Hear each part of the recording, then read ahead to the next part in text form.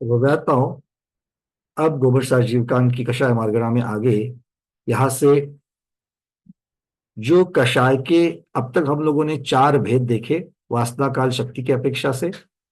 और उसके आगे अब लेश्या की अपेक्षा से कषाय का क्या संबंध है, उसकी अपेक्षा से उसके कितने भेद होते हैं, और उसी के साथ में आयु के बंध और अबंध उदय स्थान जो है उनकी भी चर्चा हम लोग करने वाले हैं। वैसे लेश्या और आयु का जो प्रकरण है वो लेश्या वर्गणा में बहुत विस्तार से लिया जाएगा, किंतु यहाँ पर कषाय से संबंधित जितना विषय है उस विषय की चर्चा हम लोग यहाँ पर करेंगे। ठीक है, चलिए। यहाँ पर पहले 290 नंबर की गाथा, 290 और 291 नंबर की गाथा है। यहाँ पर आचार्य भगवान मुख्यतः से जो शक्ति लेशा आयुबंध इनकी घोषणा कर रहे हैं, उनके भेदों की चर्चा कर रहे हैं। और फिर आगे 291 नंबर गाथा में शक्ति की अपेक्षा से कषाय की जो चार भेद किए हैं उनकी यहाँ पर फिर से एक रिव्यू के जैसे गाथा उन्होंने यहाँ पर दी है। जो अब तक हमने देखा था उसी प्रकार से ये गाथा है। थोड़ा सा इसको संक्षेप में हम लोग जान लेते हैं। गाथा यहाँ से मैं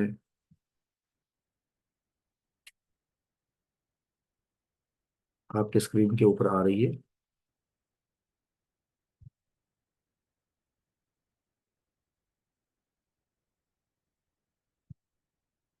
290। कोहादिक सायाणम चौदस बीस होति पद संख्या सत्ती लेसा आउग बंधा बंध गद भेदेहिम। कोहादि कसायानम, क्रोध आदि जो कषाय है उनके सत्ती लेसा और आउग बंध अबंध दूसरे चरण में ये शब्द आए हैं। क्या क्या दिखाया देखो। सत्ती अर्थात शक्ति, दूसरा लेश्या, और तीसरा आउग अर्थात आयु, बंध अबंध गत भेद जो होते हैं। इनके कितने भेद होते हैं अब पहले चरण में देख लेना। पहले चरण में कितने भेद होते हैं और दूसरे चरण में किसकी अपेक्षा से होते हैं ये बताया गया है। तो पहले तो शक्ति की अपेक्षा सत्ती की अपेक्षा कितने हैं, चौ अर्थात चार भेद। लेश्या की अपेक्षा से चौदस अर्थात चौदस भेद। और आयु बंधाबंध की अपेक्षा से 20 भेद यहाँ पर बताए गए हैं, 20 भेद बताए गए हैं। बात समझ में आ गई। गाथा बिल्कुल सीधी सरल गाथा है, कोई इसमें कॉम्प्लिकेशंस नहीं है। तो यही चीज चार्ट में भी दिखाई है। शक्ति की अपेक्षा, शक्ति की अपेक्षा मतलब तीव्रतर, तीव्र, मंद, मंदतर, या तो कहिए उत्कृष्ट, अनुत्कृष्ट, अजघन्य, जघन्य, ये भेद। या तो कहिए अनंतानुबंधी, अप्रत्याख्यानावरण, प्रत्याख्यानावरण और संज्वलन, किंतु वो स्थिति की अपेक्षा, और बाकी ये लेशा शक्ति की अपेक्षा। आगे 291 नंबर गाथा में आचार्य भगवान कह रहे हैं, सील से सील से लवेणु, सील से लवेणु मूल किमिरियानी, किमिरिया दी है। सील से लवेणु मूल मूल किम्मी, नो नो, सील सेल वेणुमूल किम्मिरायादिकमेण च तारी कोहादिक सायाणम सत्सन्तिम परिहोन्ति नियमेन। इसको थोड़ा सा पढ़ने के योग्य बता देते हैं, एक मिनट।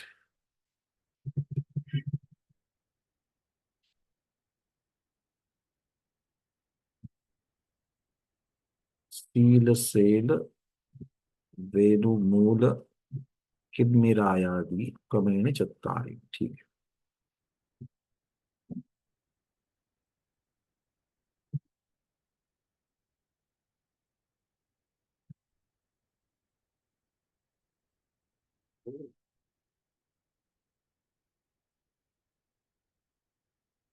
सील सेल वेणुमूल किम्मिरायादिकमेण च तारी कोहादिक सायाणम सत्यम परिहोन्ति नियमेन। जो शील भेद, आदि के समान जो 4 प्रकार का क्रोध है, फिर सेल अर्थात शैल भेद आदि के समान 4 प्रकार का मान है, फिर वेणुमूल के समान 4 तरह की मायाचारी है, और कृमिराग मल आदि के समान 4 प्रकार का लोभ है। ये सब क्या है? इस तरह कषायों की शक्ति की अपेक्षा 4 4 स्थान अर्थात 4 4 भेद कहे गए हैं। जहां पर ये भेद कहे जाते हैं इनको स्थान कहने की भी एक पद्धति है। आगम में इनको स्थान कहा जाता है। शक्ति के स्थान, उदय के स्थान, परिणामों के स्थान, भावों के जितने प्रकार उतने भावों के स्थान हैं, ऐसा कहेंगे। स्थान शब्द का अर्थ समझ में आ रहा है? हाँ, तो शक्ति के कितने होंगे स्थान? जितने शक्ति के अविभाग प्रतिच्छेद, शक्ति के जितने अविभाग प्रतिच्छेद उतने शक्त्यांश, और उन शक्त्यांश को यहां पर शक्ति के स्थान कह सकते हैं। शक्त्यांश को शक्ति के स्थान कह सकते हैं। यहां पर प्रधानता से 4 ही माने हैं, तीव्रतर, तीव्र, मंद, मंदतम, इस तरीके से। ठीक है। और इसमें फिर अलग अलग जो भेद दिए गए थे, शीला भेद, मतलब सभी के क्रोधमान मायालोक का जो तीव्रतर वाला था वो तीव्रतर उत्कृष्ट में ले लिया, चार्ट पे लिखिए। फिर क्रोधमान मायालोक का जो 2 नंबर के ऊपर उत्कृष्ट में था, अनुत्कृष्ट में जो था वो पृथ्वी भेद, अस्थि, मेंढे के सिंह और चक्रबल, ये तीनों चारों को तीव्र में ले लिया। ये क्या है? ये कषाय के शक्ति स्थान है। 2 नंबर का कषाय का शक्ति स्थान है। 3 नंबर के शक्ति स्थान में धूली रेखा, काष्ठ, गोमूत्र और तनुमल वक्रता की अपेक्षा से ये अजगन्य मंद शक्ति वाले हैं, और मंदतर शक्ति वाले, जगन्य शक्ति वाले जल रेखा, बेत, कृपा और हरिद्र राग। हरिद्र राग मतलब क्या है? सूखी हल्दी का रंग, उसको हरिद्रा राग कहते हैं। ठीक है। अब यहां तक बात हो गई, किंतु पहले अगर एक गाथा आई थी, आपको ये याद होगा कि 4 भेद, 16 भेद, 2 भेद, ऐसा कहते हुए अंत में आचार्यों ने कहा था कि असंख्यात लोक प्रमाण भेद होते हैं। तो असंख्यात लोक प्रमाण भेद किसकी अपेक्षा से होते हैं? तो आचार्य कह रहे हैं उदय स्थानों की विशेषता की अपेक्षा असंख्यात लोक प्रमाण भेद है। क्यों? क्योंकि तीव्रतर, तीव्र, मंद, मंदतर इत्यादि अनेक भेदों के उदय में आने की अपेक्षा चारित्र, मोहनीय, कर्म, प्रकृति के असंख्यात लोक प्रमाण भेद हो जाते हैं। एक जीव के ऊपर से ले लीजिएगा, एक जीव को कभी तीव्र उदय आए, कहीं तीव्रतर आए, कहीं मंद आए, कहीं मंदतर आए। अब ये तीव्रतर में भी उसके और अलग अलग छटाएं होगी, आया ना? कम ज्यादापन होगा कि नहीं होगा? तो एक जीव के ही कितने होंगे? असंख्यात से ज्यादा। और फिर इतने सारे जीव, उनकी कषा है, उनमें साधर्म्यता भी छोड़ करके अगर हम लोग विविधता देखेंगे तो वो भी असंख्यात लोक प्रमाण हो जाती है। अर्थात असंख्याता संख्यात इतने भेद उस कषाय के हो जाते हैं, कषाय के परिणामों के हो जाते हैं। और इसी की अपेक्षा से असंख्यात लोक प्रमाण भेद यहां पर आचार्य भगवत गिना रहे हैं। यहां पर आगे अब जब भी ये जो कषाय है, भाई कषाय तो उदय में आ गई, कषाय जब बंधी, कषाय जब बंधी तब कैसे बंधी? ये 4 तरीके से बन गई। या तो तीव्रतर वाली बंध गई, या तो तीव्र वाली बन गई, या तो मंद वाली बन गई, या तो मंदतर वाली बन गई। ये 4 में ये बंद की अपेक्षा चारों में से एक प्रकार की बंध गई। अब मान लो तीव्रतर वाली बंध गई तो उसकी शक्ति अनुभाग बंद तीव्रतर वाला हुआ। और जब उदय में आएगी तब क्या होगा? वो तीव्रतर अपने स्वभाव के साथ, अपनी शक्ति के साथ ही तो उदय में आएगी।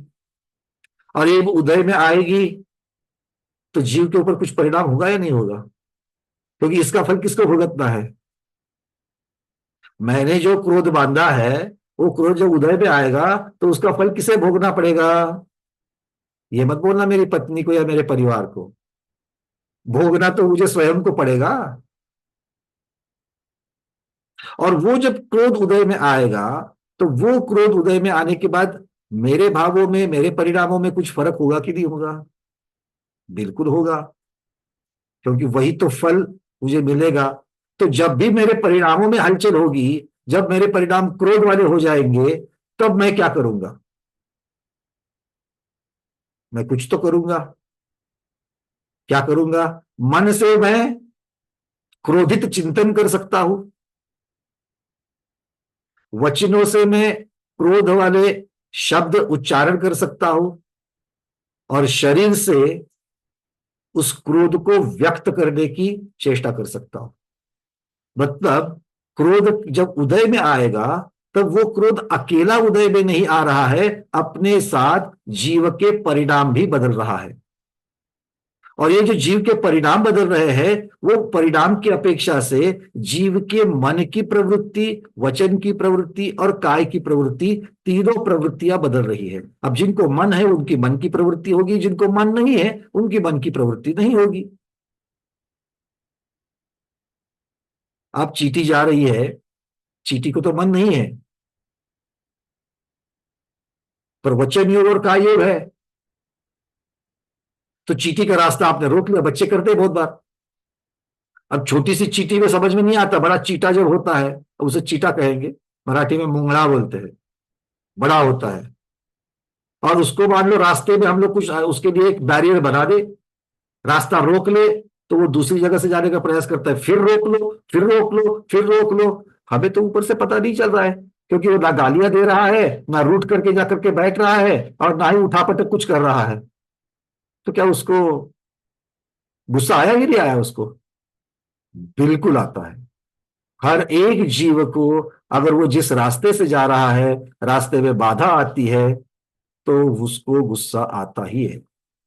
भले वो व्यक्त हमारी इंद्रिया जो है वो उसको ग्रहण नहीं कर पाए कि वो किस प्रकार से चीटा गुस्सा व्यक्त कर रहा है। बहुत बार समझ में भी आता है, कभी कभी समझ में आता है। कैसे? जब वो काट लेता है, उसको काटने का अवसर मिलेगा तब समझ में आ जाएगा, नहीं तो पता नहीं चलेगा। तो इसका मतलब है अब उसके कौन कौन से योग हो गए? मन वाला योग तो होगा नहीं, उसको है ही नहीं मन, तो वो सोचने की बात तो है ही नहीं है। उसके स्वभाव की अपेक्षा, तीन इंद्रिय के स्वभाव की अपेक्षा से उसके जो रिफ्लेक्स होंगे, हम जिसे इंग्लिश में रिफ्लेक्स कहते हैं, मतलब उसका जिस प्रकार का व्यवहार होगा। अब उसको वचन योग है, वो अपनी भाषा में, अनक्षरी भाषा में कुछ तो चिल्लाएगा,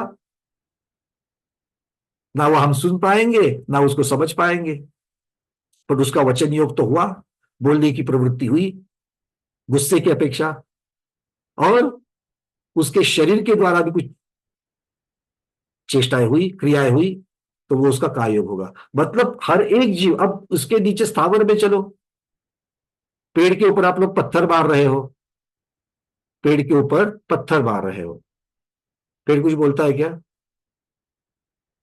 बोलता तो नहीं है, ना ही सोचता है, क्योंकि ना उसके लिए बोलने की प्रवृत्ति उसके पास है, ना चिंतन की प्रवृत्ति है, बट काय की प्रवृत्ति है। और वो काय की प्रवृत्ति वो जो व्यक्त कर रहा है, हमारे लिए वो अव्यक्त है, क्योंकि हमारे इंद्रिया उसको ग्रहण नहीं करती है, इसलिए हम समझ नहीं पाते। बट उस जीव को भी वेदनाएं तो होती है। जब जंगल में आग लगती है और स्वयं को वो पेड़ नहीं बचा पाता है और उस अग्नि में जल जाता है, तो क्या उस अग्नि को, फिर उस अग्नि को हम नहीं कह सकते कि उसको वेदना होती है? अग्नि में जलने से वेदना होती है, होती है, किंतु उसकी व्यक्तता हम लोग समझ नहीं पाते। यहाँ पर मीना दीदी ने एक प्रश्न डाला चैट में, सारे तीन इंद्रिय या विकलेंद्रिय जो है वो तो नपुंसक होते हैं, फिर चीटा चीटी ऐसा कैसे कहेंगे? ये लोक भाषा की अपेक्षा से जो चीटा चीटी समझने के लिए कि मैं किस चीटी की बात कर रहा हूं, छोटी वाली बड़ी वाली किसकी कर रहा हूं, इसके ऊपर कह लिए है। और देखो, माता पिता की अपेक्षा, गर्भज की अपेक्षा से वहां पर संयोग होता है नहीं होता है उसकी चर्चा यहां पर नहीं है। वहां पर नपुंसक वेदी, वेद की अपेक्षा से, हमने वेद मार्गना में देखा था कि नपुंसक वेदी जीव जो है, नपुंसक वेदी जीव ऐसा मत सोचना कि वो मैथुन के योग्य नहीं होता। वो मैथुन कर सकता है, मैथुन करता भी है, मैथुन कर सकता है और मैथुन करता भी है, किंतु उसकी व्यक्तता और उसके माता पिता, वहां पर स्त्री और स्त्रीलिंग पुरुषलिंग ना होने की वजह से वहां पर गर्भज की चर्चा नहीं है, वहां पर सम्मूर्छन जन्म की चर्चा है, जहां पर आजू बाजू के वातावरण में से उद्गल वर्गणाएं लेकर के योनि स्थान बनता है और उसमें आकर के जीव जन्म लेता है। तो वो वाले विषय को साइड में रखना, यहाँ पर चीटा चीटी जब भी कहा जा रहा है वो समझने की अपेक्षा, बोली भाषा की अपेक्षा से। ठीक है, चलिए। नीरज जी और कुछ चैट में प्रश्न डाल रहे हैं। दिशा बदलने से दोष लगेगा ही, कथनचित भाव उसकी रक्षा का हो, तब किस तरह से विचार आएगा। देखो यहाँ पर दो अलग अलग जीव है। बिल्कुल अच्छा प्रश्न नीरज जी। नीरज जी कह रहे कि आपने तो उसका रास्ता रोका, पर आपको जब रास्ता रोका तब आप, वो पानी की तरफ जा रहा था और आगे जाता तो डूब करके मर जाता पानी में, वो चींटी जो है वो। इसलिए आपने उसका रास्ता रोका, तो आपके तो बचाने के भाव है, आपके बचाने के भाव है। अगर आपके बचाने के भाव है, उस अपेक्षा से पुण्य बंद होगा। किंतु वो चीटे को थोड़ी पता है कि आपने उसका रास्ता क्यों रोका। वो क्या करेगा, वो तो गुस्सा करेगा ही करेगा, और गुस्सा करने का खामियाजा उसको भोगना पड़ेगा। उसके लिए उसको उस प्रकार के कषाय का, चारित्र मोदी कर्म का बंद होगा, बिल्कुल होगा। अब बच्चे अगर मान लो कोई शरारत करते हैं, या बच्चे स्टडीज को छोड़ करके खेल कूद में उनकी अगर प्रवृत्ति ज्यादा हो रही है और माँ उसको डांटती है और स्टडीज को बिठाती है, अरे 2 दिन के ऊपर एग्जाम आ गई है, अब तक तू अभ्यास तूने नहीं किया, चल बैठ करके उसको पकड़ करके हाथ को उसको बिठा रही है, तो उसके मन के विरुद्ध आप प्रवृत्ति कर रहे हो बच्चे के, तो क्या बाप को हमेशा पापी लगेगा? नहीं। वहां पर उसकी जो भूमिका है, हाँ, राग भाव की अपेक्षा से चारित्र बोधीय कर्म भी बंधेगा, और वो जिस प्रकार की उसकी व्यवस्था है कि वो एक माँ है, जिम्मेदार है, उसकी जिम्मेदारी है, उस अपेक्षा से बनेगा। और बच्चों को किस प्रकार से वो क्रोध कर रहा है, कितनी देर तक रूठ करके बैठ रहा है, कितनी देर तक वो उस कषाय को पाल रहा है, उसके साथ साथ में अब चर्चा जो हमारी चल रही है लेस्या की, उसके साथ साथ में कितना बड़बड़ कर रहा है। भले माँ को सुनाई ना दे इस अपेक्षा से बड़बड़ कर रहा है वो। करते कि नहीं करते बच्चे? बिल्कुल करते हैं। और अगर वो हम उम्र के अगर भाई बहन होंगे, तो हो सकता है कि दूसरा बच्चा आकर के माँ को बता भी दे, माँ कल तुमने बैठा ना, भैया बहुत बड़बड़ कर रहा था, वो आकर के बता भी देगी, तो पता भी चलता है कि उसने बड़बड़ की है। खैर, तो बात हर एक जीव की अपेक्षा से धीरज जी यहाँ पर देखना पड़ेगा, क्योंकि कर्मबंध हर जीव के परिणामों की अपेक्षा से हर जीव को हो रहा है। अब यहां पर जब आगे बढ़ते हैं, तो इसका मतलब है कि मन वाले जीवों को मन की प्रवृत्ति होगी, वचन की होगी, काय की होगी। जहां पर सिर्फ वचन और काय हो गए, उनको उतनी उतनी प्रवृत्तियां होगी। इस प्रकार से ये कह रहे हैं। तो ये प्रवृत्तियां होने से क्या हुआ, जो मेरा क्रोध है वो तो तीव्रता के साथ में, अपने तीव्रता के साथ, शक्ति के साथ उदय में आया। उस उदय के साथ में अब मेरी प्रवृत्तियां हुई, कुछ मन की हुई, कुछ वचन की हुई, कुछ काय की हुई।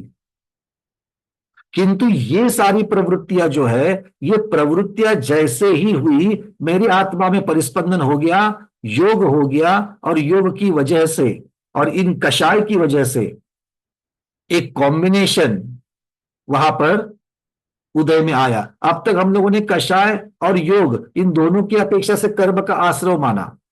कषाय की अपेक्षा से अनुभाग और स्थिति पड़ी, योग की अपेक्षा से प्रकृति और प्रदेश पड़े। ये बंद हो गए, नए कर्मों का बंद हो गया।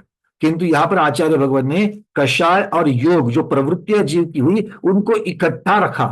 क्यों? क्योंकि कषाय कारण है, कषाय का शक्ति के साथ में उदय होना कारण है, और उस प्रकार से जीव की प्रवृत्ति होना ये उसका कार्य है, योग उसका कार्य है। तो उस दोनों को इकट्ठा करके, एक साथ बांध करके, उस बंधन को नाम दे दिया लेश्या। क्या नाम दे दिया? लेश्या। तो लेश्या में क्या क्या है? लेश्या में दोनों चीजें हैं, शक्ति के साथ में कषाय का उदय और उसके अनुरूप होने वाली जीव की प्रवृत्ति।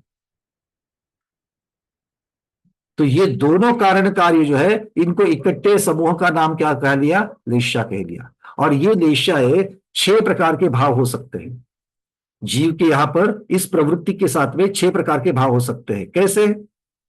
आचार्य कह रहे हैं तीव्रतम, तीव्रतर और तीव्र, मंद मंदतर और मंदतम। तो ये 6 डिग्रीज हम लोग कह सकते हैं, 6 प्रकार की शक्तियां उसको कह सकते हैं। मतलब जिस प्रकार का भी क्रोध मान माया लोग उदय में आवे, उसके साथ परिस्थितियां जिस प्रकार की बनती है द्रव्य क्षेत्र काल भाव की, द्रव्य में क्या क्या आएगा? उस व्यक्ति की गुस्सा करने की क्षमता या पात्रता। मतलब घर का मुखिया है तो जबरदस्त कर सकता है, गांव का मुखिया है, समाज का मुखिया है तो और भी ज्यादा तीव्रता अलग अलग परिस्थितियों में कर सकता है। क्षेत्र की अपेक्षा किस प्रकार का क्षेत्र है? घरेलू क्षेत्र है, उद्योग का क्षेत्र है, धर्म का क्षेत्र है, सामूहिक अर्थात सामाजिक क्षेत्र है। सब जगह पर हम एक प्रकार से आप प्रवृत्ति नहीं कर सकते हैं, व्यक्त नहीं हो सकते हैं, हाँ या ना? पुलिस स्टेशन में बैठे हो और आपको जबरदस्त गुस्सा आ जाएगा, तो क्या पुलिस को गाली देना चालू करोगे, या पुलिस का डंडा लेकर के पुलिस के सर पर मारोगे? 4 बार सोचोगे कि नहीं? भले तुम तुम्हारे समाज के मुखिया हो, पर अभी तुम पब्लिक प्लेस में हो। कर पाओगे ऐसा? इस प्रकार से नहीं कर पाओगे। इसका मतलब क्या हो गया? द्रव्य मतलब उस प्रकार से उस वो जो जीव है उसकी क्या क्या पात्रता है। अब मच्छर की चर्चा करो, मच्छर क्या कर सकता है ज्यादा से ज्यादा? कितना भी गुस्सा आवे तो क्या कर सकता है ज्यादा से ज्यादा? काटने का काम कर सकता है, उससे ज्यादा तो नहीं कर सकता। शेर क्या कर सकता है? करो तुलना, दोनों को गुस्सा आ रहा है। हाँ, अलका दीदी कह रहे हैं ऐसे। अब वो इतने पर है तो ठीक है, अगर उसने मुंह खोल लिया तो प्रॉब्लम हो जाएगी। तो देखो, ये कहते हैं द्रव्य क्षेत्र काल भाव, मतलब वहां पर उस द्रव्य किस प्रकार का है उस जीव का, और उस प्रकार से कैसे योग कर सकता है वो। और इसीलिए इन पात्रताओं के साथ में उस लेशा जो बन रही है, उसके जो परिणाम जिस प्रकार के जीव के बन रहे हैं, उसकी अपेक्षा से, उसकी तरतमता से जीव या तो 7वें नरक जाने के योग्य बन जाता है, नहीं तो मोक्ष जाने के योग्य बन जाता है। क्यों स्त्री को 7वें नरक के भागी नहीं बनाया, 7वें नरक की पात्रता नहीं दी है? क्योंकि उस 7वें नरक के योग्य कार्य करने के लिए, लेश्या बनने के लिए, परिणाम बनने के लिए, प्रवृत्ति बनने के लिए जो वज्र वृषभ नारा सहनन चाहिए, वो सहनन ही स्त्री के पास नहीं है, ना चतुर्थ काल में ना पंचम काल में। तो वो किस प्रकार से उस लेश्या को अंजाम दे सकती है? नहीं दे सकती। और इसीलिए उस प्रकार के परिणाम नहीं होंगे तो उस प्रकार का कार्य भी नहीं होगा। आ रही है बात समझ में? क्लियर है? मतलब हमें इस प्रकार से सोचना पड़ेगा कि भाई कषाय कैसी है, कितनी शक्ति वाली आपने बांधी है, और बांधने के बाद में आपके उसका उदय जब आ जाएगा तब उसकी प्रवृत्ति कैसे हो रही है, और उस प्रवृत्ति के अनुसार आपकी लेश्या बनेगी, उस लेश्या की अपेक्षा से आपके नए कर्म का बंध होगा। क्लियर है? और नए कर्म का जो बंध है, उनमें 8 में से 7 कर्म तो प्रति समय बनते रहेंगे, किंतु विशेष रूप से आयु कर्म कैसे बंधता है और कहां नहीं बंधता है, इसकी चर्चा आगे आएगी। अब इस सभी परिस्थिति में अनंतानुबंधी अप्रत्याख्यानावरण प्रत्याख्यानावरण संजोनन ये कहां बैठता है? ये उदय की अपेक्षा से वर्णन होगा इन चारों का, या बंध की अपेक्षा से होगा? सोचो।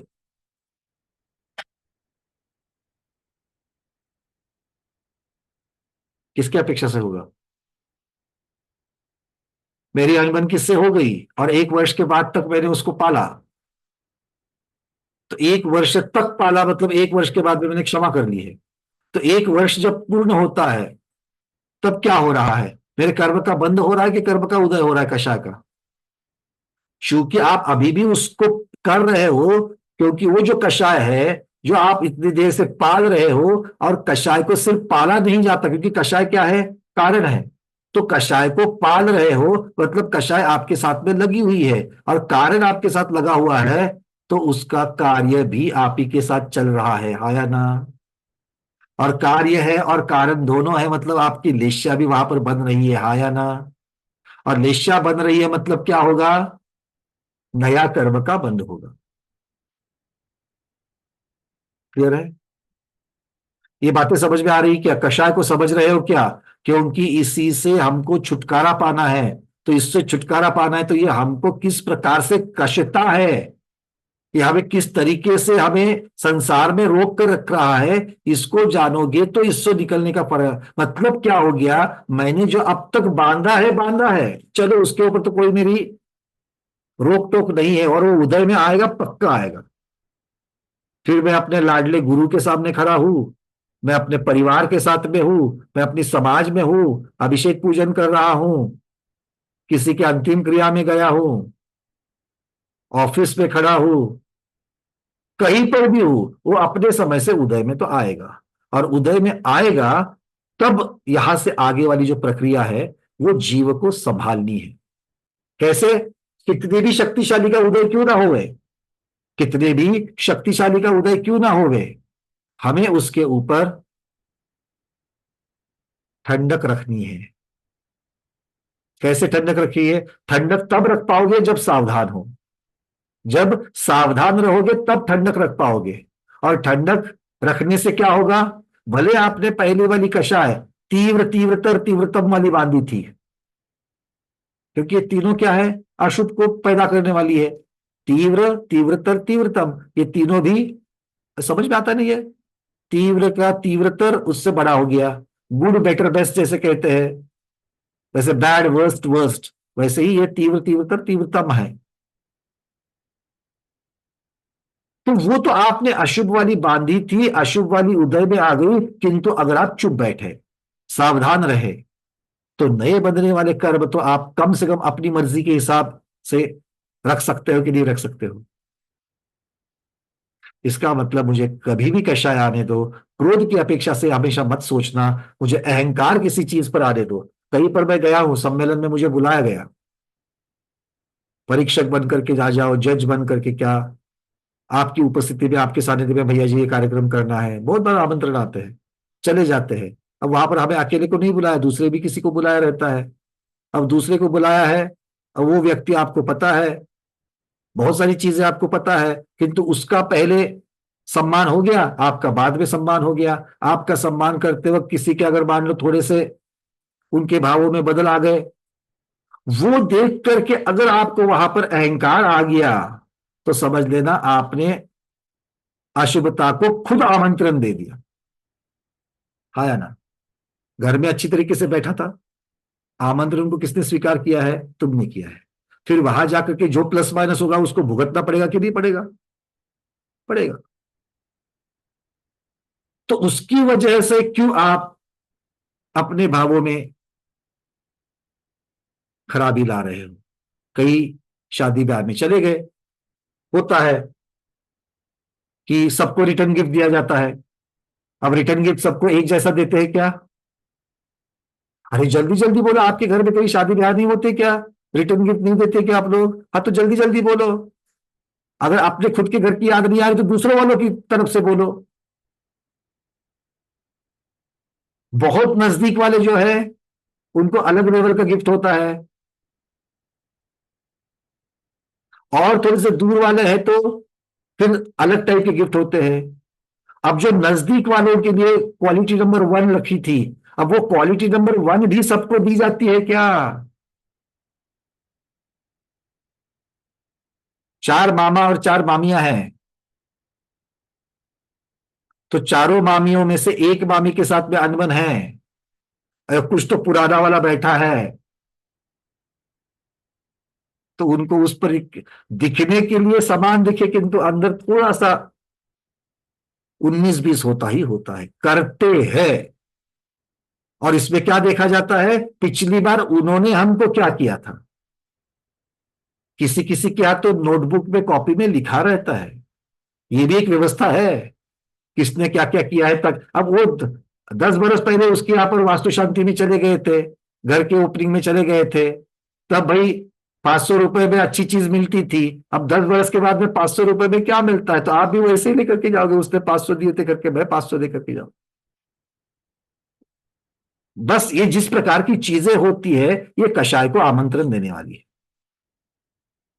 ये कषाय को आमंत्रण देने वाली है। और अकेले क्रोध नहीं, मान इसमें से उत्पन्न होता है। और जो मान उत्पन्न होता है वो अहंकार जो है वो कभी क्रोध में बदल जाता है, या कभी परिस्थिति देख करके मायाचारी में बदल जाता है। और इन सब के नीचे शांत बैठ करके कौन हंसता रहता है? ये सबका कारण लोभ।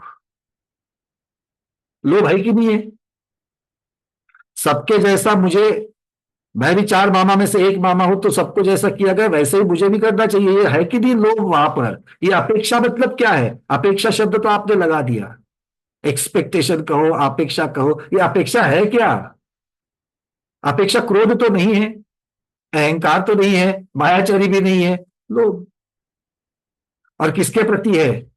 धर्म मोक्ष के प्रति है या संसार के प्रति है?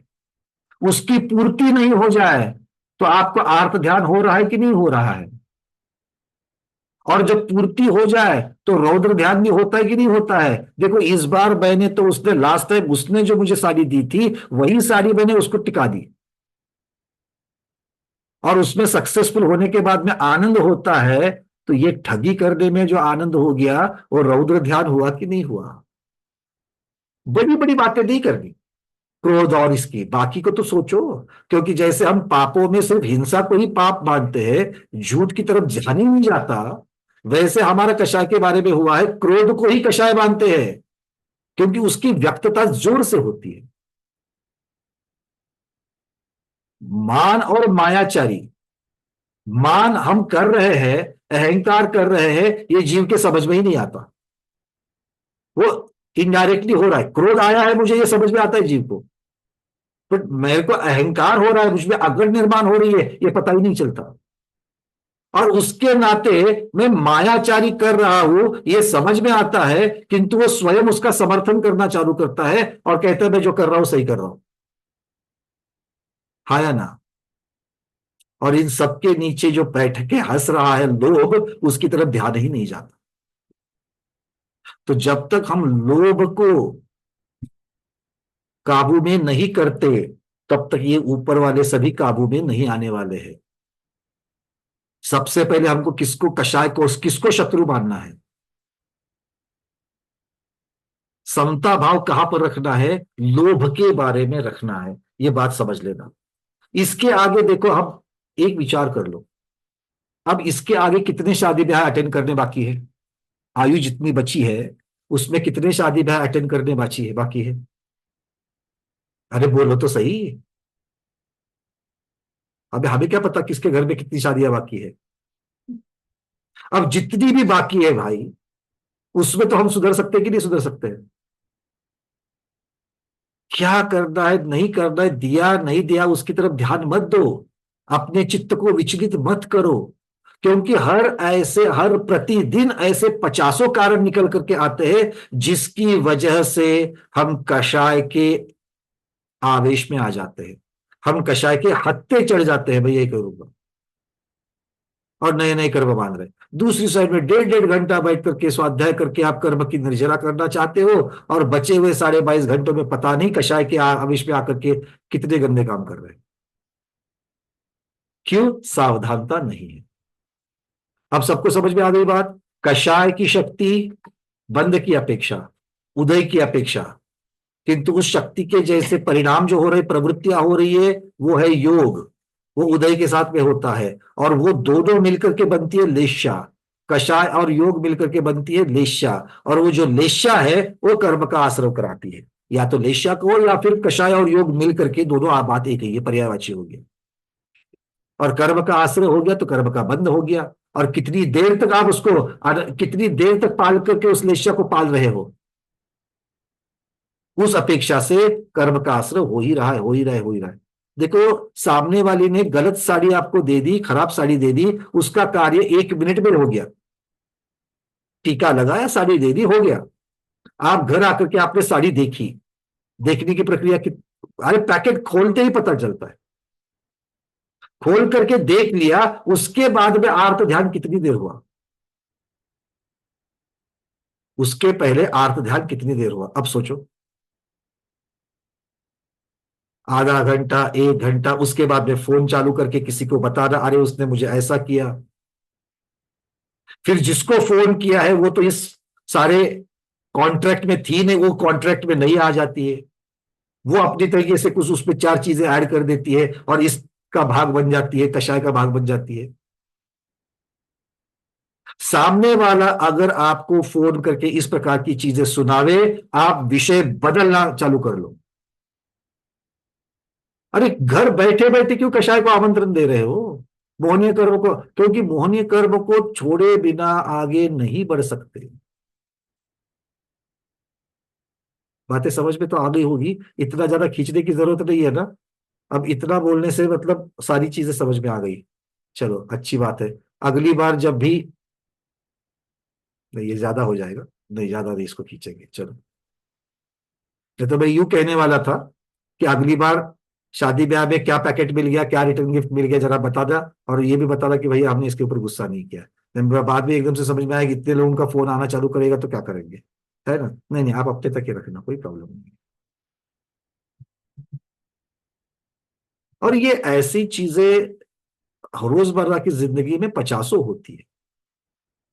अब इसकी तरफ ध्यान नहीं देना है, इसकी तरफ ध्यान, और अनुवृत्ति ने तो देना ही नहीं है। क्यों नहीं देना अनुवृत्ति ने? क्योंकि अनुवृत्ति की डेफिनेशन स्वरूप क्या बताया था? पंचगुरु शरणा के बाद में शरीर संसार भोग निर्भिन्ना। तो ये भोग उपभोग की बातें है कि नहीं है? जिसके बारे में आपको वैराग्य हो गया है, ऐसा डिक्लेरेशन आपने दिया था। और तब जाकर के माता जी ने, महाराज जी ने आपको अनुव्रत दिए थे। और फिर आपकी पहली प्रतिभा होकर के 5वें गुणस्थान में प्रवेश किया था। तो डिक्लेरेशन आपने ही दिया था कि मुझे अब संसार से विरक्ति हो रही है, मुझे शरीर से विरक्ति हो रही है, मुझे भोगों से विरक्ति हो रही है, मतलब मैं ऐसी चीजों में अब समता धारण करूंगा। ये आपने बोल कर तभी तो आपको मिला है। और अब आप इस पीछे नहीं हट सकते। अनुवृत्ति है, जग जाओ। आ रही है ना बात समझ में? और जिसने अब तक अनुव्रत नहीं लिए उनके लिए नमो सिद्धानम, आज नहीं करेंगे, आगे बढ़ेंगे, नहीं तो फिर से चालू हो जाएगा। अब चलिए, एक चित्र जो आप सब लोगों को परिचित है, उस चित्र की तरफ जाएंगे। बहुत से लोगों को ये चित्र अतिशयोक्ति लगता है। वो कहते हैं भैया ये प्रैक्टिकल है ही नहीं है। क्या कहते हैं? ये प्रैक्टिकल नहीं है। क्यों प्रैक्टिकल नहीं लगता है? क्योंकि हमने रोजमर्रा की जिंदगी लाइफस्टाइल ही ऐसी बनाई है कि उसकी वजह से लगता है कि ये प्रैक्टिकल है ही नहीं है। एक छोटा सा उदाहरण लेता हूं। पुणे भी बड़ी सिटी है, बंबई भी बड़ी सिटी है, बैंगलोर भी बड़ी सिटी है, चेन्नई भी बड़ी सिटी है, जयपुर भी बड़ी सिटी है, भोपाल भी बड़ी सिटी है, लखनऊ भी बड़ी सिटी है। पूना में कोई महाराज जी आ जाए तो, माता जी आ जाए तो, अरे चौका कैसे लगेगा, कौन आहार देंगे, कुएं का पानी सिटी में कौन लाएगा, नग्न दिगंबर मुनिराज का विहार कैसे करेंगे। ये सारी चर्चाएं शुरू हो जाती है क्योंकि हमें ये सब चीजें प्रैक्टिकल नहीं लगती। अरे घर में बुलाएंगे तो सोफा वगैरह सब साइड में सरकाना पड़ता है, घर में चौका कैसे लगावे। सब दिक्कत ही दिक्कत दिखती है। साधु का आना गृहस्थ के लिए दिक्कत ही दिक्कत लगती है। क्यों? क्योंकि कहने के लिए अरे वो तो गांवों में होता है, चौके लगते हैं, शहरों में कैसे हो जावे, ऐसा बोल करके शहर का एक एक्सक्यूज आगे करके इसके ऊपर चर्चा शुरू हो जाती है। तो मैं यही पूछना चाहता हूं कि एक ही ये शहर है, तो उदाहरण के लिए दे रहा हूं, पूना में चौके होते हैं ऐसा मत सोचना, एक उदाहरण दे रहा हूं। तो क्या बाकी की सिटियां जो शहर है वो शहर नहीं है? वहां पर चातुर्मास नहीं होते हैं? बोलो। तो जहां पर आपने अपनी लाइफस्टाइल, जीवन शैली को बदल दिया है, इसको जितना पाश्चात्य किया है, उसकी वजह से आपको आर्ष मार्ग की जो जीवन शैली है वो आपको पुरानी लगती है, और पुरानी नहीं, इम्प्रैक्टिकल लगती है। इसीलिए मैं कह रहा हूं कि अभी जो चित्र मैं आपके सामने ला रहा हूं, आपने बरसों से देखा हुआ है, हर एक मंदिर में लगा रहता है, और उसमें जो जो शुक्ल लेशा आदि लेशाओं का वर्णन आता है, उसको देख करके मन में एक बार तो विचार आता है, ऐसा कभी हो सकता है क्या? चलिए देखते हैं उस चित्र को। ये पेड़, और पेड़ के ऊपर चढ़े उसके आजू बाजू में ये जो 6 जीव है, इन 6 जीवों को तो आप अच्छी तरीके से पहचानते हो, और इसकी कथा भी पहचानते हो, मैं कथा बताने वाला नहीं हूं।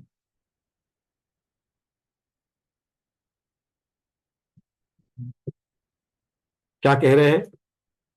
अलग अलग 6 प्रवृत्तियां आपको दिख रही है यहां पर, अलग अलग 6 प्रवृत्तियां दिख रही है। ठीक से दिख रहा है स्क्रीन, क्या धुंधला दिख रहा है? ठीक से दिख रहा है। तो देखो सबसे पहले नीचे काले कलुटे कलर का एक व्यक्ति दिख रहा है, हाथ में कुल्हाड़ी लिए हुए, सबसे तने के सामने है। वो क्या कर रहा है? अब ये 6 के 6 जो है ना, ये सब भूखे हैं, इनको फल चाहिए, और ये फल को प्राप्त करने के लिए अपनी अपनी प्रवृत्ति के अनुसार वहां पर वो अपनी क्रियाएं कर रहे हैं, वो रास्ता अपना रहे हैं। जो काला वाला है वो कह रहा है, उसको 1 नंबर दे दिया, उसको कह दिया कि भाई, वो सोच रहा है कि भाई ये पेड़ के जो जितने भी फल है वो मेरे, मैं वृक्ष को जड़ से उखाड़ के लूंगा और मुझे फिर वो फल प्राप्त होंगे। तो फलों को प्राप्त करने के लिए वो वृक्ष को जड़ से उखाड़ना चाहता है, 1 नंबर का। उससे हमने कह लिया उसके परिणाम जो है वो कृष्ण परिणाम है, काले परिणाम है, तीव्रतम वाले परिणाम है। फिर उसके बाद में नीले कलर का हमें दिख रहा है, जो वृक्ष को तने को काट करके अब उखाड़ना नहीं चाहता है, किंतु बड़ा वाला जो तना है वो तने को काटना चाहता है, ताकि भाई ठीक है, नीचे अगर मूल सुरक्षित रहेगा तो मूल से वापस पेड़ उग तो जाएगा, किंतु ये फलों को प्राप्त करने के लिए बड़े तने से काटना चाहता है। उसको हमने नील लेशा वाला कहा या नील परिणामी कहा। तीसरा है कापोत रंग का, जैसे कबूतर होते हैं उसके कलर का वर्ण का है, 3 नंबर का। ये क्या कर रहा है? ये बड़ी बड़ी शाखाओं को काट रहा है, ये बड़ी बड़ी शाखाओं को काट रहा है, क्योंकि शाखाओं के अंत में तो जाकर के फल लगे हुए हैं, तो बड़ी शाखा को काट करके ये फल को प्राप्त करना चाहता है। हमने इसे कापोत परिणामी ऐसा कह दिया। अगला है पीत, 4 नंबर का जो है वो पीत परिणामी है। क्यों? क्योंकि उसके मन में और अलग भाव चल रहा है। वो बोलता है बड़ी शाखा को क्यों काटूंगा, फल तो छोटी छोटी शाखाओं पे रख रखे हुए हैं, तो मैं सीधे सीधे छोटी शाखा को काटता हूं और फल को प्राप्त करता हूं। तो उसको हमने पीत परिणामी कहा। अगला वाला है पद्म परिणामी। वो पद्म परिणामी जो है वो कहता है, अरे मैं शाखाओं को क्यों काटूं, पेड़ को क्यों काटूं, मुझे लकड़ी थोड़ी खानी है, मुझे तो फल खाने हैं, मैं तो सीधे पेड़ पर चढ़ करके फलों को निकाल लूं और फलों को खा लूं, मेरा उतना ही उद्देश्य है। तो इसको हमने पद्म परिणामी कहा। और अंत में एक शुक्ल परिणामी है, जो नीचे जमीन पर पड़े हुए फलों को इकट्ठा करके खा रहा है। वो अपने दिमाग में ये विचार कर रहा है कि मुझे कितने फलों की भूख है, मुझे उतने ही फल चाहिए, और उतने फल तो स्वयं पक करके इस पेड़ से नीचे गिरे हुए हैं, तो फिर मेरी जो भूख नहीं है उसके लिए मैं दूसरी चीजों को क्यों मिटाऊं। इस प्रकार के विचार करने वाला ये जो भद्र परिणामी जीव है, ये शुक्ल परिणामी कहलाता है। तो इस प्रकार के जो जीवों के परिणाम होते हैं वो यहाँ पर वर्णों की अपेक्षा से, रंग की अपेक्षा से बताए जाते हैं, और इन्हीं को जो है वो 6 प्रकार के लेशाए, अर्थात 6 प्रकार के भाव होने वाले जीव कहे जाते हैं। इसमें से जो कृष्ण लेशा वाला जीव है, कृष्ण लेशा वाले जीव जो होते हैं वो किस प्रकार के होते हैं? कृष्ण लेशा वाले जीव किस प्रकार के होते हैं? आचार्य भगवान कह रहे हैं तीव्रतम क्रोधी, एकदम क्रोध में आने वाले, और कैसा गुस्सा, 7वां आसमान कम पड़ जावे इतना गुस्सा, झगड़ालू, बात बात पर झगड़ा करने वाले, उस झगड़े पर आगे चल करके बैर को पालने वाले, बैर को निर्माण करने वाले, असभ्य अभद्र भाषा के धनी। इनका मुंह जब भी खुलता है ये असभ्य और अभद्र भाषा ही बोलते हैं, दूसरे का अपमान करने के लिए ये अपने मुंह को खोलते हैं। अत्यंत कषाई, मायाचारी करने में, दूसरों को ठगने में आगे नहीं देखेंगे, अहंकार में हमेशा अकड़ में डूबे हुए, महालोभी ऐसे ये जीव होते हैं। पापी होते हैं, पाप को करने में बिल्कुल हिचकिचाते नहीं है, अखंड पापों को करते रहते हैं और प्रमाद में रहते हैं। ऐसे जीव जो है, ये जीव कृष्ण लेशा वाले कहते हैं। हाँ नीना दीदी, आपका मैं प्रश्न लूंगा, ये लेशाएं कब बदलती, कैसे बदलती है? कोई भी चीज स्थायी स्थायी नहीं है, ये परिणाम बदलते रहते हैं और हर अंतर मुहूर्त में बदलते रहते हैं। कम से कम एक समय, ज्यादा से ज्यादा अंतर मुहूर्त, इससे ज्यादा वो परिणाम टिकते नहीं है। वो परिणाम बदल करके एक समय के लिए तो कम से कम बदलेंगे और फिर से उस परिणाम में आएंगे। तो वो जो बदलाव है, वो भले हमको समझ में आए या ना आए, हम ऐसा समझते कि वो जीव इस प्रकार की कृष्ण लेशा के परिणाम लगातार पिछले 4 दिन से कर रहा है। वो 4 दिन से नहीं कर पाता है, हर अंतर मुहूर्त में बदल बदल करके वो करते रहता है, किंतु हमें दिखता है कि 4 दिन से कर रहा है। तो खैर, ये कृष्ण लेशा वाले परिणाम हो गए। नील लेशा वाले परिणाम थोड़े से इससे भद्र हो जाते हैं, थोड़े से इससे लाइट हो जाते हैं। कैसे है? ये जीव, नील लेशा वाले जीव आलसी होते हैं, निद्रा प्रिय होते हैं। जहां समय मिल जाएगा निद्रा, बिल्कुल चले जाएंगे। इनको बिल्कुल शर्म नहीं आती, 4 लोगों के सामने सोएंगे, बस में सोएंगे, कहीं पर भी थोड़ी सी हवा लग गई कि आराम से ये निद्रा देवी की आराधना करना शुरू करते हैं। ये निद्रा प्रिय होते हैं, ये अविवेकी होते हैं। अच्छा बुरा देखने की इनको आदत ही नहीं है। ऐसा नहीं कि समझता नहीं है, समझते हैं, पंचेंद्रिय संगी है, अपना अच्छा भला विवेक समझता है, किंतु इस प्रकार की उनकी जीवन शैली ही नहीं है। मालूम है इस प्रकार का भोजन करने के बाद भी मुझे शरीर के लिए तकलीफ होने वाली है, फिर भी बिंदास खाएंगे। इस प्रकार के अविवेकी है। परिग्रह की तीव्र लालसा, जब भी सोचो पैसा कमाने की बात करेंगे। ऐसे आपको बहुत सारे जीव मिलेंगे, अरे मुझे तो बहुत मिलते हैं, और उनके साथ में क्या बात करूं, वार्तालाप करूं, यही समझ में नहीं आता। क्योंकि आप 2 मिनट कहीं पर बात करना शुरू करो, तीसरे मिनट पर घूम करके वो शेयर मार्केट पर आ जाते हैं। अगर वहां से बदलते जाओ तो चौथे मिनट में फिर आपने इन्वेस्टमेंट कहां पर किया है इसकी चर्चा शुरू कर लेते। मतलब ये बदलते ही नहीं है। आज नहीं, पिछले 2 वर्ष पहले भी ऐसे थे, 10 वर्ष पहले भी ऐसे ही थे, बदल ही नहीं रहे हैं। जब भी देखो इनको दूसरा कोई विषय ही नहीं है, इन्वेस्टमेंट, पैसा कमाना, यही है परिग्रह की बात। गाड़ी कौन सी ली, बस यही चलते रहता है। ये है परिग्रह की तीव्र लालसा वाले और गूढ़ अभिप्रायी। इनका अपना मन में क्या है ये कभी नहीं समझने देंगे। बहुत दुनिया भर की बातें करेंगे, किंतु अपने लिए क्या निर्णय लेने वाले हैं, अपने लिए क्या सोचते हैं, ये बताते नहीं है। इनको गूढ़ अभिप्राय वाले कहते हैं, इन्हें कहते हैं नील परिणाम वाले, इन्हें कहते हैं नील परिणाम वाले। चलिए, आचार्य भगवान के दर्शन हो रहे हैं। पहले मैं यहाँ से होस्टिंग दे दूं। जय हो आचार्य भगवान विद्यानंद जी महामनिराज जय। पंकज जी आशीर्वाद में, मैं क्लास में हूँ। अच्छा, चलिए। मुझे आपसे यह जानना था, हाँ, जैसे नरक में अथवा देवगति में कृष्णिल का पोत लेशा और पीत पद्म शुक्ल लेशा, ज्योतिष देव आदि व्यंतरों में जो बता दिया पीतांत लेशा करके, तो क्या प्रत्येक अंतर्मूर्त में जो परिवर्तन होता है वह शक्तियांश की अपेक्षा उस लेशा में बदल होता है? क्या पीत से पद्म, पद्म से शुक्ल, इस प्रकार जो क्या है एक एक ग्रुप में परिवर्तन होता रहता है? आचार्य भगवान ये दोनों प्रकार। इसी प्रकार नरक नरक में जैसे कृष्ण नीला लेशा आपके 6ठे 7वें नरक में मान लीजिएगा, और ऊपर कापोत लेशा है, तो क्या उस पृथ्वी में जितने सागरोपम काल तक जीव वहां रहेगा तो उतने काल तक क्या वही लेशा रहेगी? क्या शक्तियांश की अपेक्षा उसमें बदल होकर के फिर वापस वहीं आ जाता है? बिल्कुल। तो ये तो सबसे पहली बात, चारों गति की अपेक्षा से जब दीवों को देखेंगे तो एक द्रव्य लेशा और एक भाव लेशा बताई गई है। आगे जी मार्गना में प्रकरण आएगा, और इसमें 2 प्रकार के संक्रमण बताए गए हैं। उसे संक्रमण अधिकार में लेशा मार्गना में कहेंगे कि एक है स्वस्थान संक्रमण और दूसरा है परस्थान संक्रमण।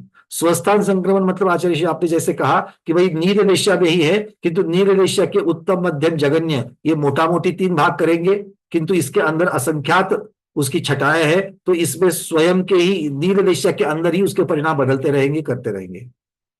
नारकियों में और देवों में इस प्रकार के परिणाम पाए जाते हैं, जहां पर मुख्यतः से किसी अपेक्षा से प्रकरण से बताया गया है कि भाई इस प्रकार की लेशा उनकी होती है।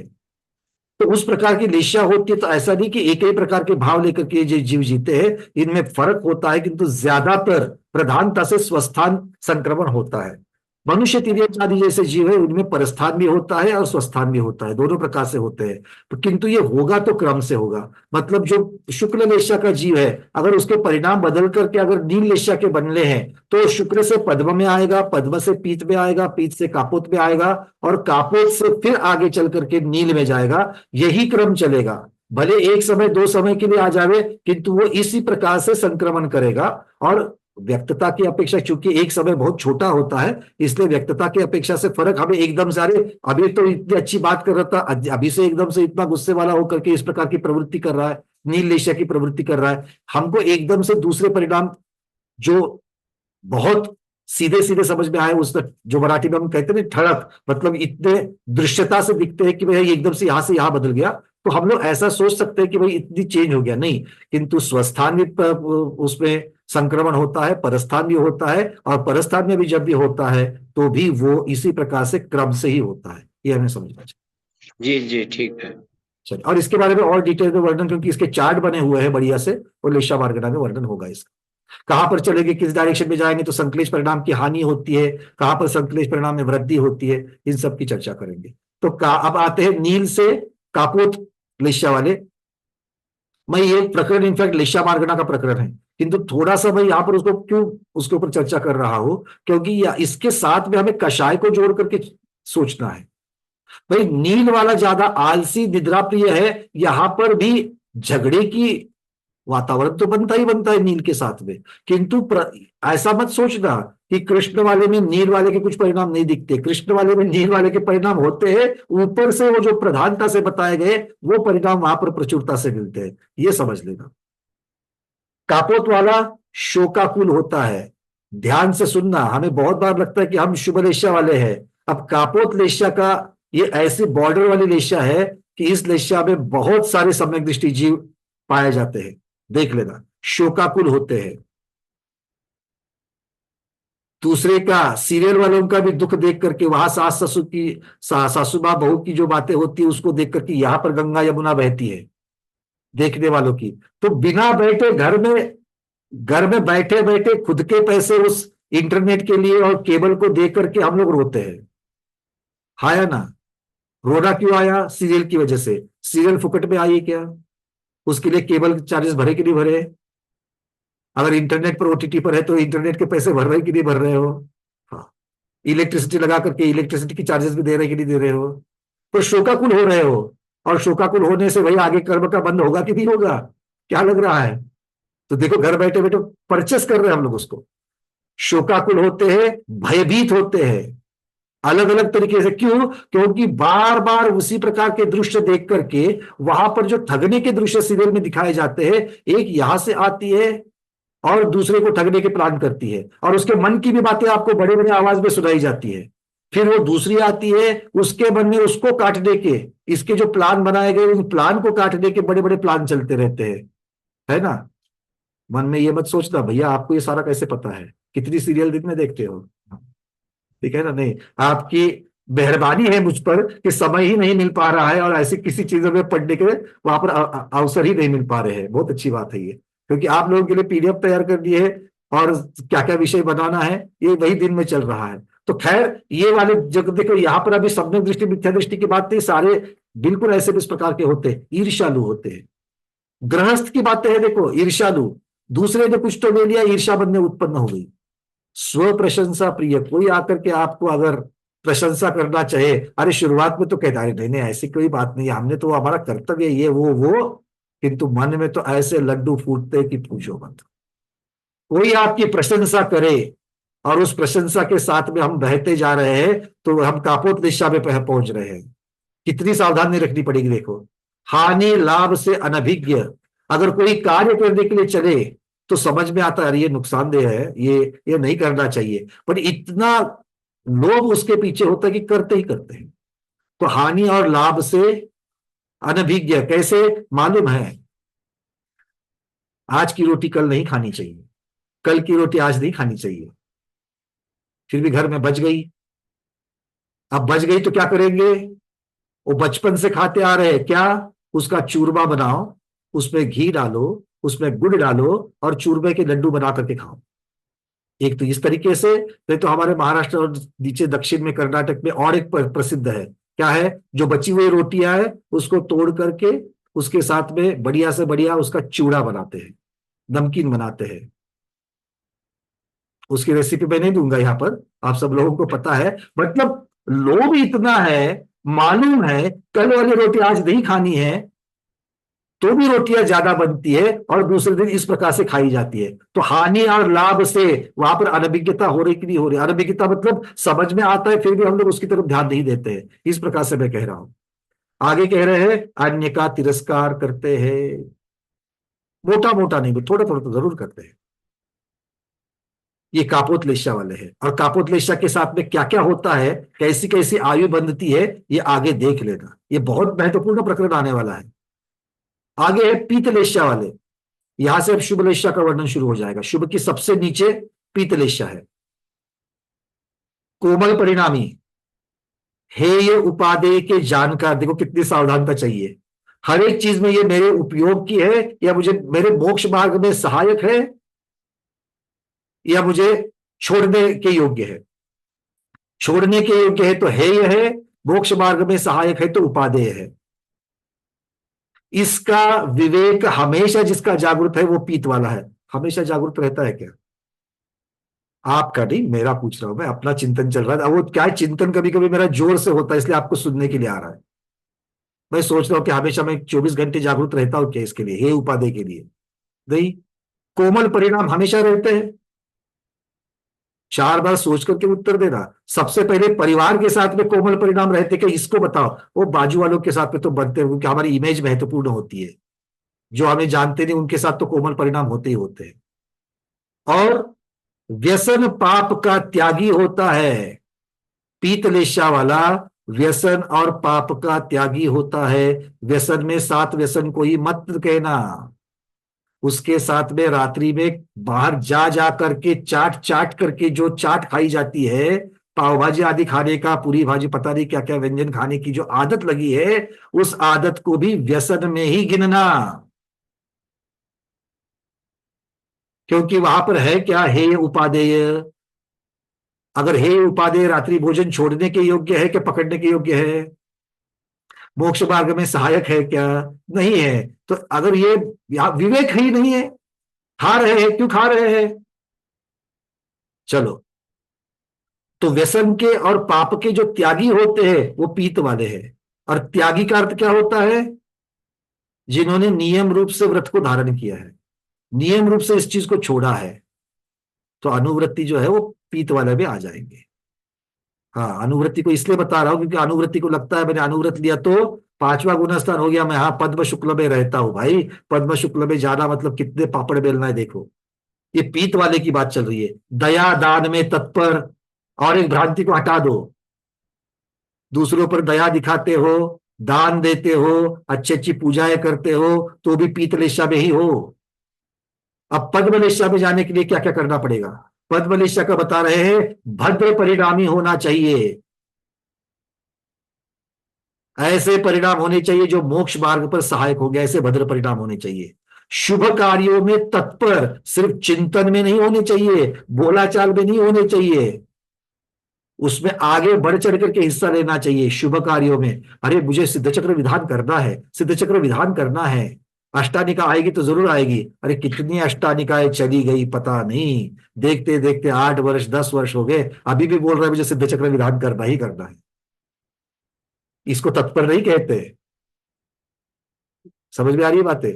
उसके बाद में उपसर्ग सहनशील। अब बताओ, पद्मलेशा की बात चल रही है, उपसर्ग सहनशील कितने हैं हमारे पास जो उपसर्ग को सहन करते हैं? दया क्षमाशील, सरल स्वभावी और गुरु भक्त। चलो गुरु भक्त तो बहुत सारे पाए जाएंगे, क्षमाशील भी बहुत थोड़े बहुत पाए जाएंगे, पर बाकी की चीजें, उपसर्ग सहनशील क्षमाशील, पद्मलेशा में जाने के लिए क्या क्या करना है? और अब तो शुक्ल लेशा में तो भगवान ही मिलेगी, है कि नहीं है?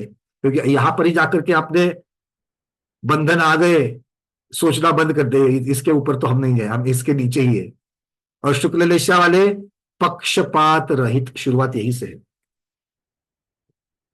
फिर पत्नी हो पति हो जो भी हो, बच्चे हो या कोई हो, गलत गलत है, सही सही है, पक्षपात रहित,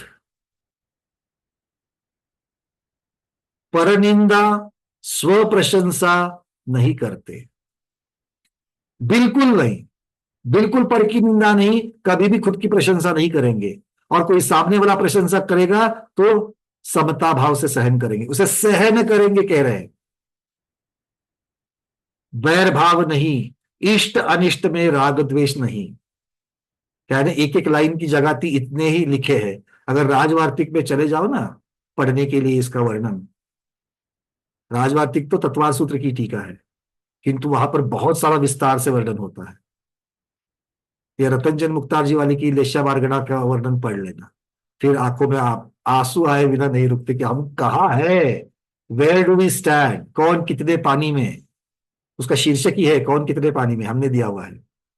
दर्पण के जैसे सामने खड़े होते हैं और समझता है, जो हम लोग कहते कि अरे मैं तो पूजा करने वाला हूं, मैं सम्यक दृष्टि हूं, मैं जैन हूं, मैं आहार देता हूं, मैं प्रतिभा धारण की है, ये सारी जो वर्णन चलता रहता है ना, इसका मतलब है मैं पद्म शुक्ल में ही रहता हूं, ये दिमाग में चलता है। नहीं, देख लेना हम कहाँ रहते हैं, हम पीत का पोत, पीत का पोत, पीत का पोत, इसमें ज्यादा रहते हैं। हाँ, कभी पद्म और शुक्ल में भी चढ़ते हैं, किंतु पद्म और शुक्ल में चढ़ने के हमें कितने कारण मिलते हैं दिन में।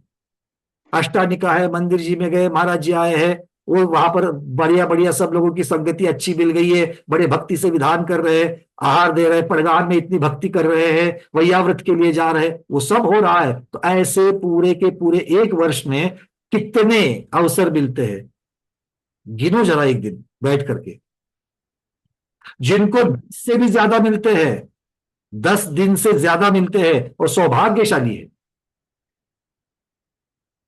पंकज जी, हाँ चर्षि। परिवार में 8-10 लोग हैं मान लीजिए, हम्म। और सबका स्वभाव अलग अलग होने से उन स्वभाव के अ, अनुसार अपने जो परिणाम, चाहे वह कषाय के परिणाम हो चाहे लेशा के परिणाम हो, वो निश्चित रूप से प्रभावित होते हैं। जैसे कभी पत्नी के प्रति अच्छा भाव होता है, कभी भाई के साथ बनता नहीं, कभी माँ के साथ कुछ अनुभव होता है, कभी बाप के साथ कभी बोलते नहीं, बेटे के ऊपर तो इतना अनुराग, इतना अनुराग, 1 घंटा भी बाहर नहीं छोड़ सकते। तो ये परिवार में सदस्य है, तो क्या हर व्यक्ति के लिए अपनी लेशे अलग अलग एट ए टाइम होती है क्या?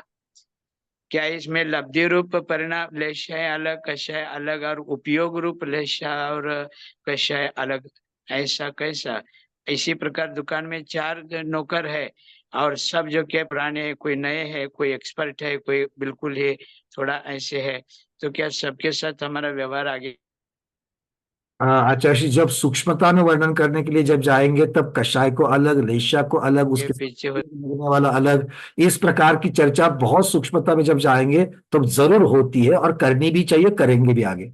बट यहाँ पर जिस प्रकार का वर्णन या जनरली कहाँ से शुरुआत कर रहे हैं, तो किस प्रकार की कैटेगराइजेशन है, लेश्या किस प्रकार से बनती है, किस प्रकार से सावधानता रखनी है, ये इसकी चर्चा हम जब जीव करता है उसके बाद चल करके फिर हम सूक्ष्मता में जाकर के ये सोच सकते हैं, क्योंकि अलग अलग जीव है, अलग अलग जीव की अपेक्षा से हमारे कषाय अलग अलग बनेंगे बनेंगे।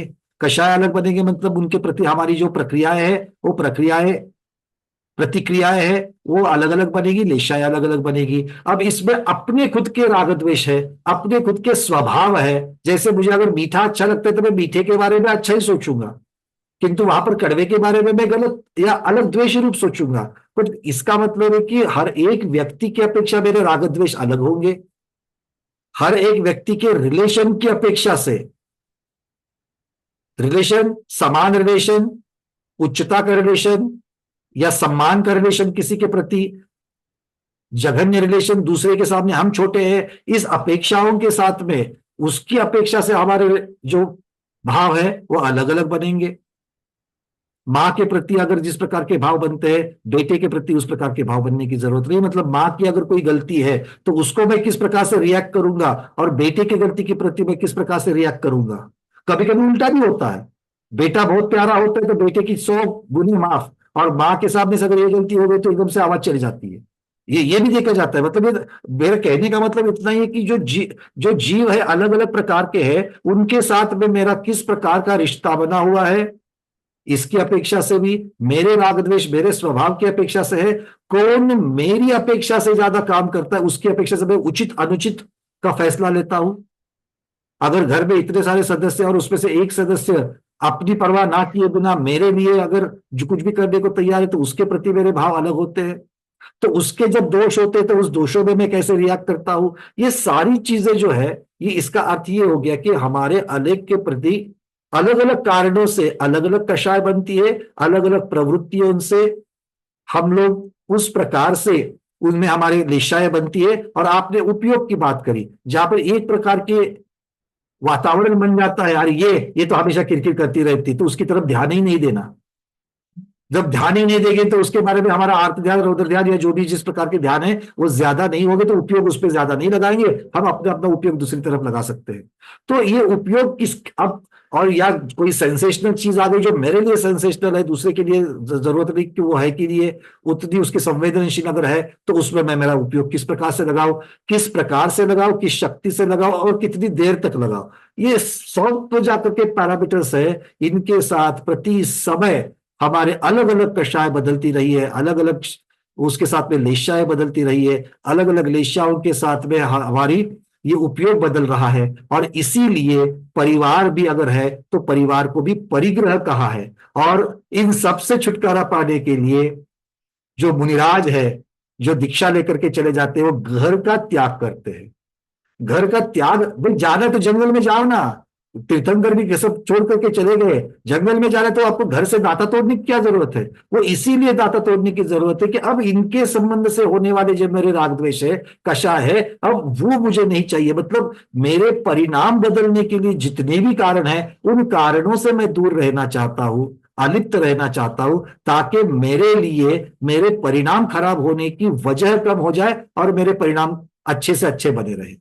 तो यही तो बात है कि हम परिग्रह, ममत्व, इन सब चीजों की तरफ से जब जब देखते हैं, तो ममत्व परिणाम के लिए अलग अलग कारण, अलग अलग कारणों से कषाय, कषाय के लिए लेशाय, उसी के साथ लगने वाले उपयोग, ये सभी एक दूसरे से जुड़े हुए हैं। और इतनी सूक्ष्मता से ही कर्म सिद्धांत में कर्म का आश्रय बंध होता है, उदय होता है, और ये दुष्ट चक्र जो है वो इसी प्रकार से चलते रहता है। इसीलिए तो हम लोग संसार में फंसे हैं। और आप जैसे जो, मैं कह सकता हूं कि जो सावधान हो गए हैं, ऐसे साधु जो है, वो साधु इनका त्याग करके परिग्रह को कम करने की जो बात है, परिग्रह का त्याग करने की जो बात है, उसमें कितनी महत्वपूर्णता है, वो कितना सुख देने वाला है, इसका वहां पर वो अनुभव भी कर रहे हैं। तो ये इस तरीके से आपके प्रश्न का उत्तर दिया जा सकता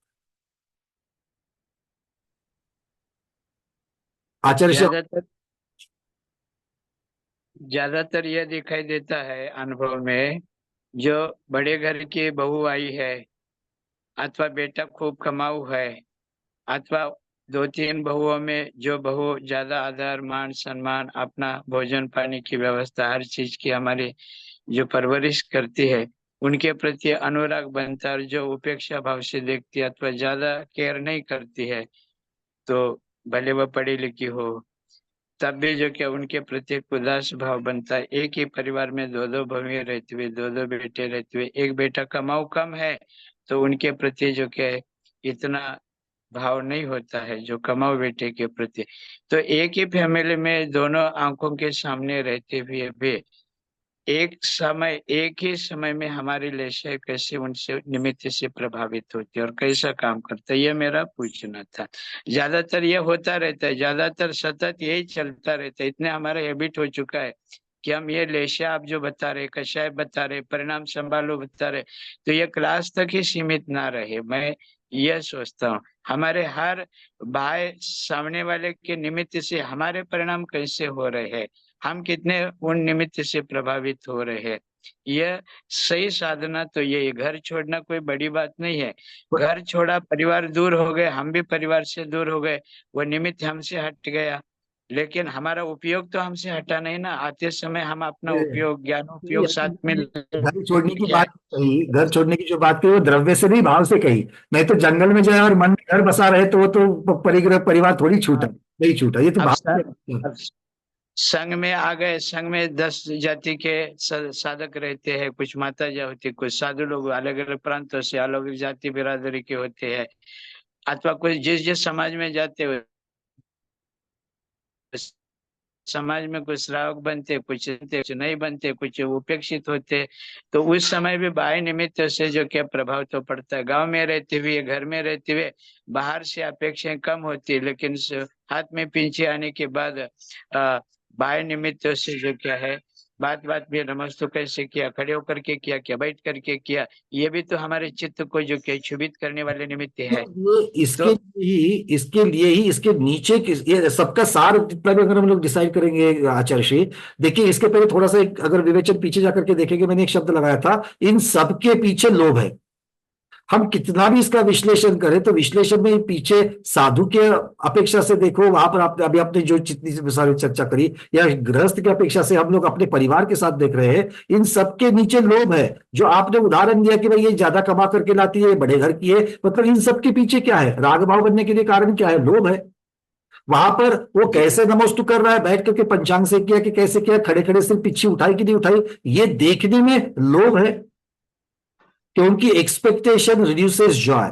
जब तक मैं अपेक्षाएं रख रहा हूं और सारी की सारी अपेक्षाएं मेरी अपेक्षा होती है, मुझे क्या चाहिए, जब तक मेरी अपेक्षाएं मेरी अपेक्षाओं की अपेक्षा से है, तब तक इससे लगा रहने वाला जो दुख है वो मिलता ही रहेगा, और इसी को हमको छोड़ना है। और ये जो चर्चा सारी चल रही है ज्ञान के लिए नहीं है, जो रोजमर्रा के जो हम लोग उदाहरण इसीलिए ले रहे हैं ताकि एक स्वाध्याय करते वक्त एक बहुत मोटा क्या कह सकते हैं, एक भ्रम तैयार होता है, अक्सर तैयार होता है कि जब भी हम स्वाध्याय सुनते हैं, स्वाध्याय के उदाहरण सुनते हैं, ऐसा सोचते हैं कि ये कहीं तो दूसरे के साथ में घट रहा है, हमारा इसके साथ संबंध नहीं है। मतलब लोग यहां पर सुनते वक्त वो स्वाध्याय अपने पर नहीं लगा के लेते, दूसरे की अपेक्षा से सुनते हैं, और इसीलिए सुनकर सिर्फ निकल जाते हैं। और इसीलिए रोजमर्रा की अपने साथ घटने वाली घटनाओं को लेने का कारण यही है। जैसे आप भी अपने उदाहरणों में हमेशा वही चीज रखते हैं, क्योंकि हमें स्वाध्याय में सीखे हुए चीज को अपनी रोजमर्रा में घटन जो होने वाली जो क्रिया है उनके साथ लगाना है, उस आचरण के साथ लगाना है,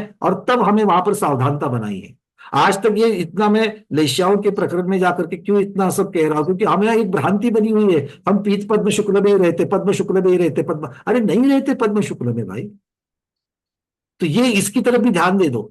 हमें लेश्या लेश्या लेश्या हम लोग कहते हैं, लेश्या के जो लक्षण है पद्मा और लेश्या में रहने के लिए क्या करना चाहिए, ये जब तक सुनकर के हरे हमेशा उसकी तरफ हमारा ध्यान नहीं जाएगा तो बात ही नहीं बनेगी।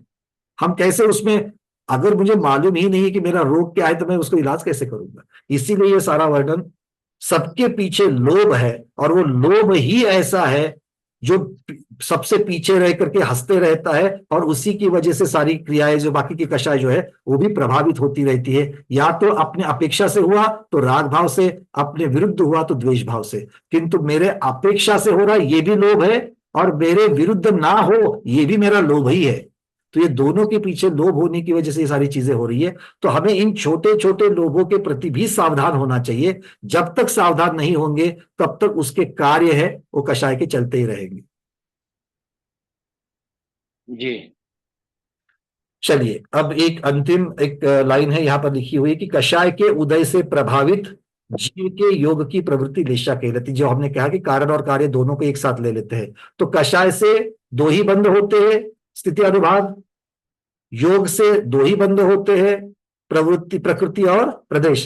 किंतु लेश्या से चारों बंध होते हैं, लेश्या से चारों बंध होते हैं। तो इसीलिए ये लेश्या जो है, इन लेश्या की अपेक्षा, क्योंकि कषाय से ही लेश्या उत्पन्न होती है और कहीं से नहीं होती है। किंतु कषाय को हम गंदी लेश्या में, कितनी भी शक्तिशाली कषाय क्यों ना उत्पन्न होवे, हम उसको अशुभ लेश्या में परावर्तित करने से, परिवर्तित होने से रोक सकते हैं। कैसे रोक सकते हैं? हमारे विशुद्ध परिणाम से। और ये विशुद्ध परिणाम, क्योंकि लेश्या प्रति समय उत्पन्न हो रही है, बरकरार रहती है, अंतर्मुहूर्त बदलती रहती है, तो हमें उससे बच ही नहीं सकते। 24 घंटे हमारे साथ लगी हुई है, तो अगर 24 घंटे वो साथ में रही है और उससे बचना है तो हमें 24 घंटे सावधान रहना पड़ेगा, ये सीधी बात है।